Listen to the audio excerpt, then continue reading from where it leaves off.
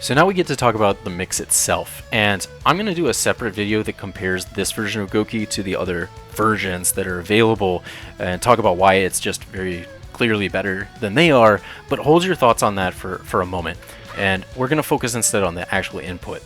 The anchor for this is going to be, sorry, I have to hold L for this to not SD, but I don't want to complicate it, but I do have to hold L, is going to be 6 SD, which you can see gives me simple dash, into jump fast fall. This is the actual motion. If I do it without ghosts, it's just I'm holding L and I do 6 SD on the ground to dash, and then I jump. Unfortunately, they made this install super jump. I hate this change. I wish I could just choose myself, but whatever. Then we fast fall and we're in their face. That's what this looks like without any ghosts. So because simple dash reads as HS, that means that tapping it can release either H or S ghost or both, depending on what's available. And in the super flash, we're going to hold L and S. We're going to meaty with S ghost. It's the one that's closest to the front. The difference between H and S hitting is just so negligible, it probably doesn't matter too much unless you're at a really long distance, but we're going to meet you with S Ghost anyway. And then we're going to do what I just did. We're just going to dash forward and fast fall. And I'm not doing anything with L, but we already have 2 ghosts here because H is being released as we dash. We need 3 ghosts to string, but you can see already all I'm doing is really I'm releasing S, and then all I'm doing is dash jumping while holding L. I'm not doing anything else. I'm just doing grounded dash into jump and fast falling while holding L. There's nothing really complicated going on here. This is an input you probably do all the time when you're playing. It's just I'm adding the fact that I'm holding L. So it's actually not very hard, and I think more people should try this version. But at speed, or maybe not at speed, it's going to be a little choppy when I do this because I don't practice it personally. I do a different version slightly, which I'll talk about in a second. But release S, dash jump, and then release L as we fall. That's all. That's all there is to it. I'm in their face. You can string these things together so that you get a true block string, even if you're super close. Like even if you have the meaty S spacing, you can still true string off of this. So that's the whole business, right? And this is the one I recommend to people.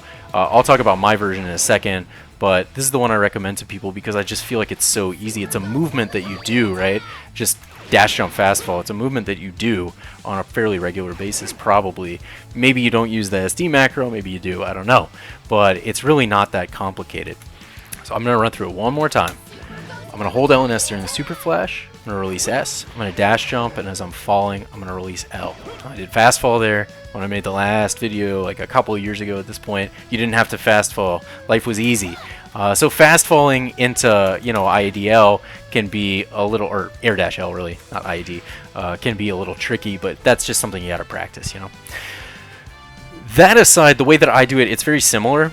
Because we're holding L, 9 plus SD gives us just dash jump with no startup. It's the same thing, but there's no grounded startup, even a tiny bit. So you just hold the super, L and S during the super flash, you release S, and you do the same thing. That's what it looks like. It's just really, it's really clean. It's really straightforward. If you're good at moon jumping, definitely do this. It's just really, really easy to do. And I get my fast fall right away. I don't have 2 directional inputs. I think it makes it maybe a little easier for me to fast fall. I'm not sure, but either one works. They're more or less identical. Like they're functionally identical mix-ups. So you can do whichever one is better for you. And on pad, where moon jumping, I would guess using SD, which is like probably a pressure sensitive button. I would guess that on pad that's a little tougher. So if you're on pad, just do this. Just release S, 6 SD9, fast fall, release L, and you're good to go. And that's the whole mix. That's the whole thing. You go high or low, and then afterwards we're going to talk about in a later video sort of what's happening with pressure. But of course you have M Ghost in the back, so if I do my setup here, right, and they block, then I get M Ghost here, and I can really air dash to keep that tight, but you can 2M actually as well. It's just very tight to do it, and my assists are going to be regenerating the whole time, and it's going to be great. And most importantly, I'm just flying through the air, right? I'm blocking. I'm not doing this, right? I can't get hit, and I have a lot of control over when my ghosts release. These, again, subjects of another video, but that's all I have to say about this. I've probably said the same thing like 40 times at this point. It's a really simple setup, so that's all I got.